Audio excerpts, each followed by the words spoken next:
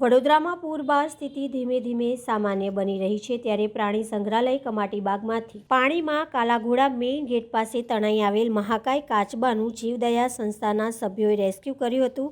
જુઓ કેવી રીતે 100 થી 150 કિલો વજનના મહાકાય કાચબાનું રેસ્ક્યુ કરવામાં આવ્યું। મહાકાય કાચબાને રેસ્ક્યુનો વિડીયો વાયરલ થયો છે।